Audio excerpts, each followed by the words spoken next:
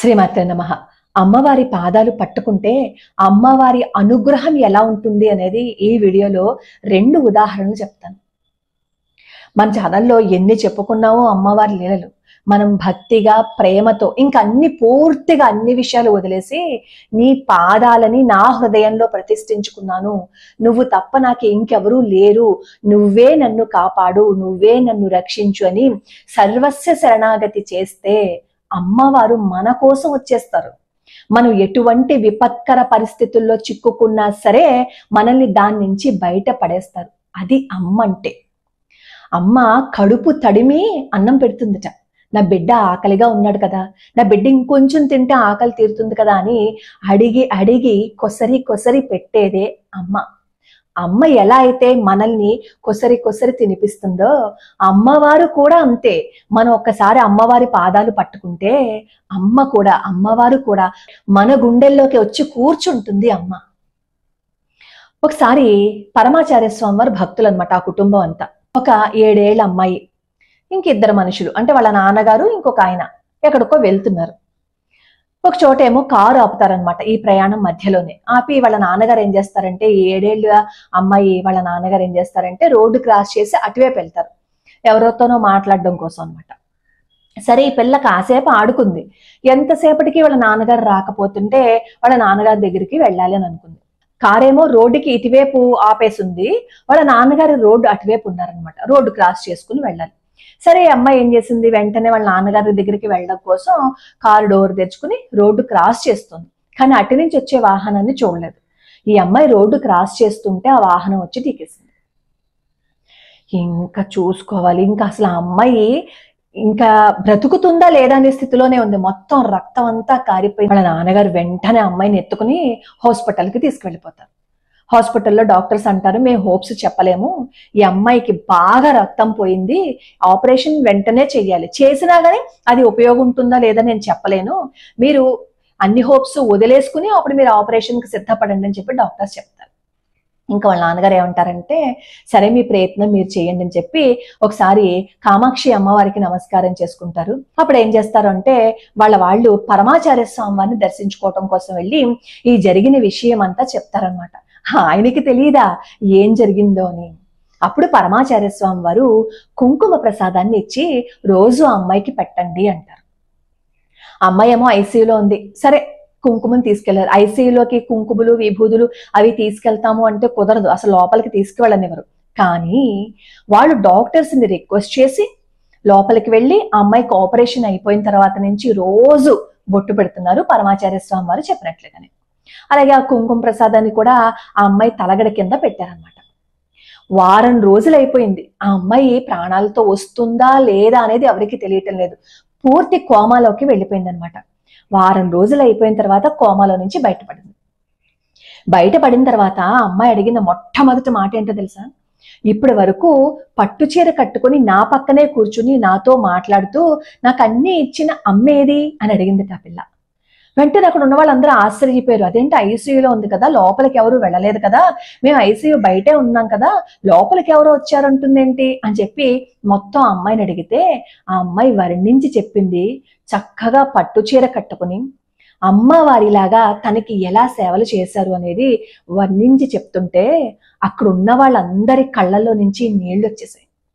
Doctors పూర్తిగా hopes వదిలేసుకున్నాము, ఇంకా అసలు ఆ అమ్మాయి గురించి మేము చెప్పలేము, మీ తృప్తి కోసమే మేము ఆపరేషన్ చేస్తున్నాం అని అన్నారు. ఈ అమ్మాయి కోమాల నుంచి బయటపడితే డాక్టర్ అన్న మాట ఏంటో తెలుసా, అన్నిటికీ మించి ఒక శక్తి ఉంది, మీరు నమ్ముకున్నారు చూసారా, ఆ అమ్మే, ఆ పరమాచార్య స్వామి వారే మీ అమ్మాయిని కాపాడారు, మేమేం చేయలేదు, మా వల్ల అసలు కాదు, ఇది ఇలా జరిగింది అంటే ఇది ఒక అద్భుతమే, ఇది ఒక మిరాకిల్లే అని చెప్పి డాక్టర్స్ కూడా చెప్పారు. అప్పుడు పరమాచార్య స్వామి వారి దగ్గరికి ఈ అమ్మాయి కోలుకున్న తర్వాత అందరూ వచ్చి అక్కడ వాళ్ళు కళ్ళ నీళ్లు పెట్టుకుంటారు, స్వామి నువ్వు ఉన్నావయ్యా, నువ్వే కామాక్షి పరదేవత రూపం, నిన్ను నమ్ముకుంటే మా జీవితాలు ఒడ్డున పడిపోతాయి అనడానికి ఇదే కదా ఉదాహరణ, నా ఇంటి దీపాన్ని నా కంటి దీపాన్ని నువ్వు రక్షించావు, ఇంతకు మించి నువ్వు భగవంతుడు అనడానికి ఇంకా ఏదైనా ఉదాహరణ ఉంటుందా చెప్పు స్వామి అంటూ అక్కడ వాళ్ళు కన్నీళ్లు పెట్టుకుని ఏడ్చేస్తారు. అప్పుడు స్వామివారు ప్రసాదం ఇస్తారనమాట. నేను ఈ మహాస్వామి వారి లీల అనమాట ఇది. ఈ మహాస్వామి వారి లీల గురించి నేను పరమాచార్య స్వామి వారి ప్లేలిస్ట్ లో పెట్టాను. అమ్మవారి చుట్టూ రక్షణ ఉన్నారని చెప్పి ఒక ఎపిసోడ్ ఉంటుంది చూడండి. ఎంత ఏడు చేస్తామో మనం కూడా. మనం అమ్మవారికి దూరం అయిపోతున్నాం, భగవంతుడికి దూరం అయిపోతున్నాం. మూఢనమ్మకాలు, మూర్ఖత్వం అంటూ అన్నింటినీ కొట్టి పారేస్తున్నాం. కాబట్టి మన జీవితంలో ఏది అద్భుతాలు జరగట్లేదు. జరగకపోతే దాన్ని మనం ఏమంటామంటే, మేము నమ్మాం కదా అమ్మవారిని, మాకెందుకు జరగలేదు అంటారు. మూర్ఖత్వంతో మూఢత్వంతో కొట్టి పాడేస్తే అమ్మవారి అనుగ్రహం ఎలా ఉంటుంది చెప్పండి. ధర్మం తప్పకుండా సత్యాన్ని పాటిస్తూ ఇంకొకరిని ఎవరిని బాధ పెట్టకుండా ఉంటే అమ్మవారు మన దగ్గరికి వచ్చి కూర్చుంటారు. కాదు కాదు దగ్గరికి వచ్చి కూర్చోవడం కాదు, మన హృదయంలో వచ్చి కూర్చుంటారు. సరే, ఈరోజు శుక్రవారం కాబట్టి అమ్మవారి లీలలు మనం చెప్పుకుంటూ ఉంటాం కదా. సర్వమంగళ అమ్మవారి ఆలయంలో జరిగిన అద్భుతం చెప్తా. నేను సర్వమంగళ అమ్మవారి ఆలయం గురించి అస్తమాను చెప్తున్నాను కదా. ఒక ఆవిడ నాకు మెయిల్ చేశారు. ఆవిడ పేరు లక్ష్మి. అంటే పూర్తి పేరు నేను చెప్పటం లేదు, సగం పేరే చెప్పాను. ఆవిడకి ఉద్యోగం లేదు. ఆవిడ ఏమనుకున్నారంటే, అమ్మవారికి మొక్కుకొని నాకు ఉద్యోగం వస్తే మొదటి నెల జీతం ముముక్షు భవన నిర్మాణానికి అలాగే గోసేవకి సమర్పణ చేసుకుంటానని చెప్పి ఆవిడ అనుకున్నారట. మనస్ఫూర్తిగా ఆవిడ శరణాగతి చేసేసారట. అనుకోకుండా ఆవిడకి డెన్మార్క్ లో ఉద్యోగం వచ్చిందంట. అసలు కలలో కూడా ఆవిడ ఎక్స్పెక్ట్ చేయలేదట డెన్మార్క్ లో ఉద్యోగం వస్తుందని. వాళ్లే సొంత ఖర్చులు పెట్టుకుని ట్రైనింగ్ కోసం డెన్మార్క్ తీసుకెళ్తున్నారట. ఆవిడ చెప్పింది, నా మొదటి జీతం నేను అమ్మవారికి ఇవ్వాలని అనుకున్నాను, ఇచ్చేస్తానండి అని. అలాగే వాళ్ళ ఇంట్లో ఇప్పటి వరకు ఎవరు కూడా అబ్రాడ్ వెళ్ళలేదు, ఎవరు విదేశాల్లో ఉద్యోగం చేయలేదు, విదేశాలు వెళ్ళలేదు. అంటే ఇప్పుడు విదేశం వెళ్ళడం గొప్ప అని నేను చెప్పడం లేదు. విదేశం వెళ్ళడం గొప్ప లేదా అనేది పక్కన పెట్టేస్తే ఆవిడ జీవితంలో జరిగిన అద్భుతాన్ని, సర్వమంగళ అమ్మవారు ఆవిడ జీవితాన్ని ఎలా మార్చారు అనేది ఆవిడ రాస్తే నాకు చాలా ఆనందంగా అనిపించింది అనమాట. ఆ అమ్మాయికి పెళ్ళై 2 సంవత్సరాలు అయిందిట. సంతానం కోసం ఎదురు చూస్తున్నామమ్మా, సంతానం అమ్మవారు ప్రసాదిస్తారు అని అనుకుంటున్నానని చెప్పన్నారు. అలాగే నిన్న ఒక ఆవిడ నాకు కామెంట్ పెట్టారు. ఆ కామెంట్ ఇంకా అందులోనే ఉంది చూడండి, మన ఛానల్లోనే ఉంది. సర్వమంగళ అమ్మవారి ఆలయంలో సంవత్సరం క్రితం సంతానం కోసం ప్రసాదం ఇస్తున్నారని చెప్పి నేను వీడియో చేశాను కదా.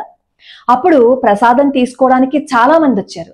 చాలా మంది వస్తే దాదాపుగా ఒక 20-25 మందికి సంతానం కలిగింది. ఈవిడికి నిన్న అబ్బాయి పుట్టాడట.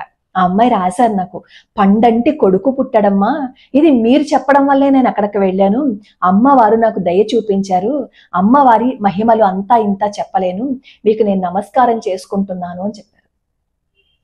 అమ్మవారిని భక్తిగా శ్రద్ధగా మొక్కాలి మనం. ఏ నోటితో అయితే మనం పూజ చేస్తున్నామో ఆ నోటితోనే ఇంకొకరిని దూషణ చేస్తూ బాధ పెట్టాము అని అనుకోండి, ఎప్పటికీ అమ్మవారి అనుగ్రహం కాదు. భగవద్గీతలో చెప్తారు, పైకి నువ్వు ఎన్ని మంచి మాటలు చెప్తున్నా నీ మనసులో ద్వేషము, అసూయ ఇవన్నీ నిండిపోయి నువ్వు ఒక యోగిలాగా మాట్లాడినా ఫలితం ఉండదు. ఇంద్రియ సుఖాలను అనుభవిస్తున్నా గాని వాడు మంచి చేస్తూ ఉన్నాడు అంటే, ఈ లోపలంతా కల్మషం పెట్టుకుని బయటికి మంచిగా మాట్లాడేవాడి కంటే కూడా ఇంద్రియాలకి లోబడిపోయినా సరే వాడు అందరికీ మంచి చేస్తున్నాడు అంటే వాడే వీడికంటా మేలు అంటారు భగవద్గీతలో. అంటే ఇప్పుడు ఇంద్రియాలకు లోబడిపోమని చెప్పడం కాదు, అంటే మనసులో ఒకలాగా పైకి ఒకలాగా కాదు. నువ్వు మనసులో ఏది అనుకుంటావో అది నీ నోట్లోంచి బయటికి వస్తే అమ్మవారి అనుగ్రహం ఉంటుంది. అది దూషణ, అసత్యము, ఇంకొకరిని బాధ పెట్టడము కాదు, ధర్మము, ప్రేమ, ఇంకొకరికి సహాయం చేయటము, ఇంకొకరిని బాధ పెట్టకుండా ఉండడం, ఇవన్నీ నీ మనసులోంచి రావాలన్నమాట. అప్పుడు అమ్మవారి అనుగ్రహం ఉంటుంది. పూజ చేస్తున్నాము అంటే అర్థం ఏంటి? పూజ చేస్తున్నావు అంటే, నువ్వు శరణాగతి చేస్తున్నావు అంటే, నువ్వు ఎక్కడికైతే వచ్చావో, నువ్వు ఎవరి ముందైతే కూర్చున్నావో అక్కడ సంపూర్ణ శరణాగతి చేసే అమ్మవారిని చూస్తూ, అమ్మా నువ్వు తప్ప నాకు ఇంకెవరూ లేరు, నన్ను ఎవరు చూసుకుంటారు, నా బాధ్యత ఎవరిది, నీది కాదా, నీదే కదా నా బాధ్యత అని చెప్పి కన్నీళ్లు పెట్టుకుని అడగాలి. అంతే తప్ప మనం ఏదో మనకి కోరిక తీరిపోతుంది కదా ఆ గుడికి వెళ్తే అని చెప్పి అక్కడ కూర్చుని కబుర్లు చెప్పుకోవటం కాదు. అప్పుడు ఏమంటారంటే, మేము ఆ గుడికి వెళ్ళాము కానీ మా కోరిక తీరలేదు అంటారు. ఎలా తీరుతుంది? నువ్వు గుడికి మాత్రమే వెళ్ళావు, నీ మనసును గుడికి తీసుకురాలా, నీ మనసును అమ్మవారి పాదాల దగ్గర పెట్టలేదు. అలాంటప్పుడు అమ్మవారి అనుగ్రహం ఎలా కలుగుతుంది? నువ్వు అక్కడ ఉన్నా, నువ్వు పేరుకు మాత్రమే గుళ్ళో ఉన్నావు, కానీ నీ మనసు ప్రపంచం అంతా చుట్టొచ్చేస్తుంది. ప్రపంచమంతా నీ మనసు చుట్టేస్తున్నప్పుడు నువ్వు ఒక నామకహ కూర్చుంటే ఏంటి, కూర్చోపోతే ఏంటి? నీ మనసు ప్రపంచమంతా చుట్టకుండా అమ్మవారి పాదాల దగ్గర పెట్టు, నువ్వు ఎక్కడున్నా సరే. అప్పుడు నువ్వు అమ్మవారి అనుగ్రహానికి పాత్రుడు అవుతావు. అమ్మవారి దగ్గర పెట్టేసి అప్పుడు అమ్మవారిని శరణాగతి చేసే. ఇప్పుడు ఆ అమ్మాయి డెన్మార్క్ లో ఉద్యోగం వచ్చింది అమ్మాయికి. ఆ అమ్మాయి సర్వమంగళ అమ్మవారికి ఏం చేసింది, ఎక్కడో ఉంది, కానీ తన మనసుని అమ్మవారి పాదాల మీద పెట్టింది. సంపూర్ణ శరణాగతి చేసి నేను సేవ చేస్తాను అంది. ఆ అమ్మాయి సేవ చేయటానికి అమ్మవారు అనుగ్రహాన్ని ఇచ్చారు. లోకా సమస్తా సుఖినో భవంతు, సర్వే జనా సుఖినో భవంతు.